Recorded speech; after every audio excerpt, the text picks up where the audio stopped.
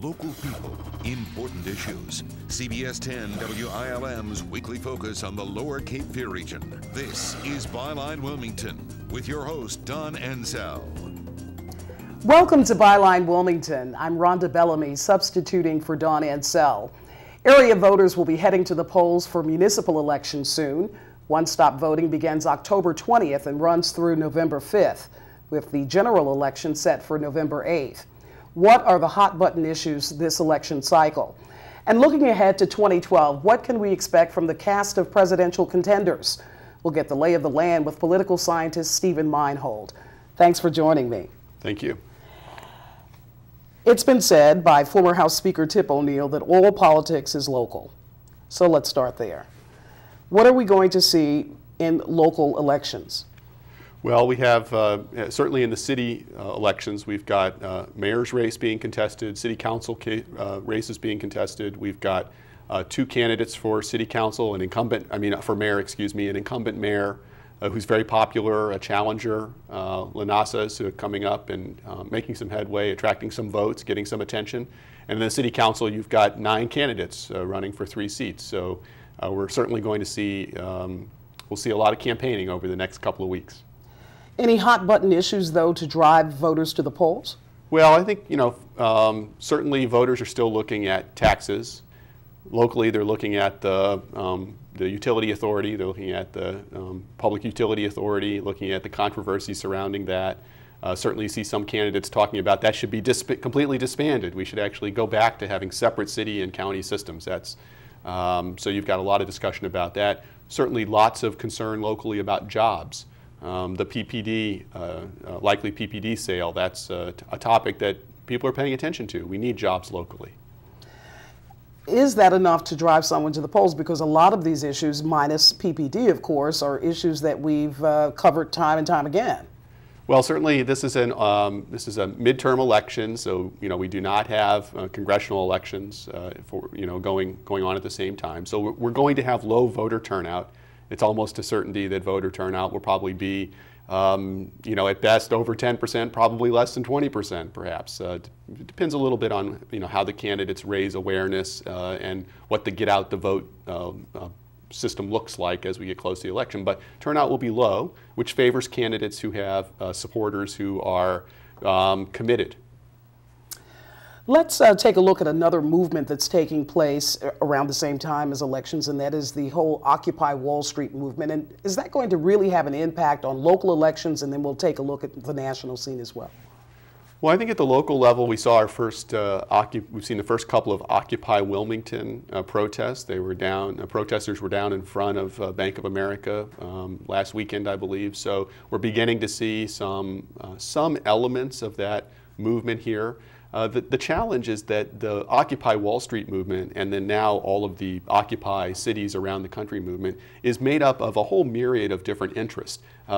It started out primarily as economically driven, but now other protests supporters are actually coming in and you're seeing signs about women's rights, you're seeing signs about civil rights, you're seeing signs about freedom of speech, things that were not necessarily part of the original working class revolt, Occupy Wall Street.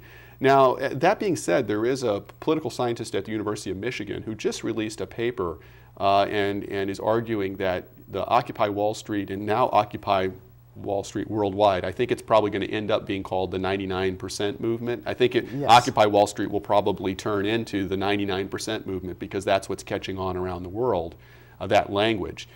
He's writing that this movement seems to be a little different than previous political movements in that it is being sustained and it does seem to be getting a foothold around the world. And so I think there is something there, and we'll probably certainly see it in the November elections next fall. And as I understand it, the Occupy Wall Street movement was actually mimics some of the same movements that have taken place in Egypt and Tunisia, for example. But do people identify with being part of the 99% or part of the 1%?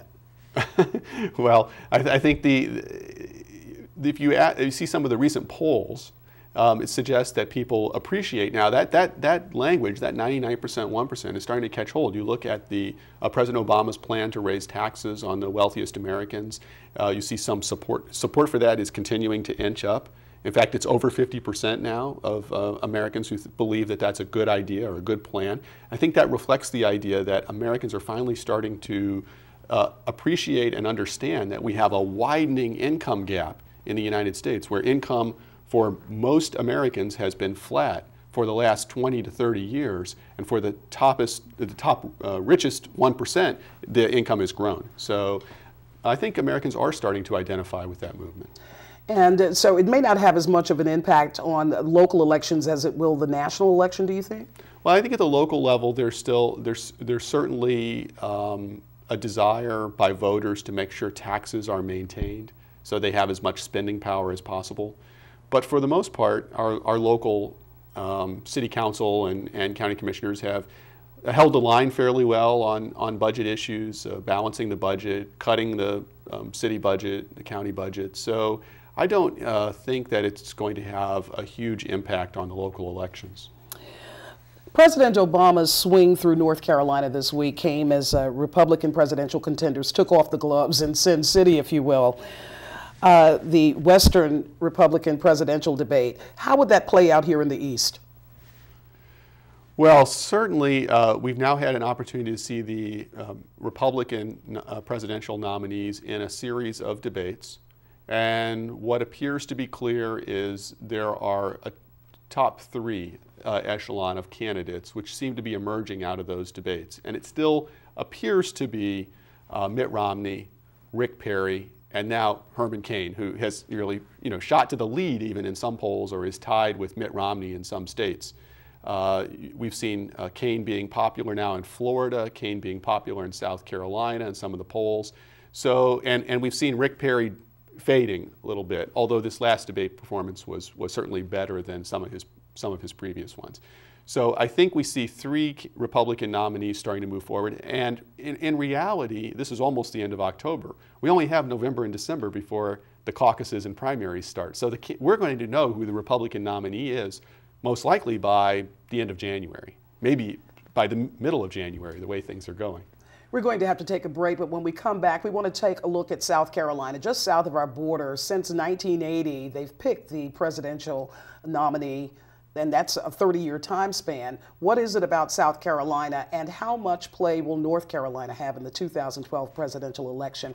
We'll pick up on that and other issues when we come back. If you're just tuning in to Byline Wilmington, I'm speaking with political scientist Dr. Stephen Meinhold, and we're getting the lay of the land as it relates to not only the 2011 elections, with Election Day set for November 8th, but also looking ahead to 2012. We'll be back right after this.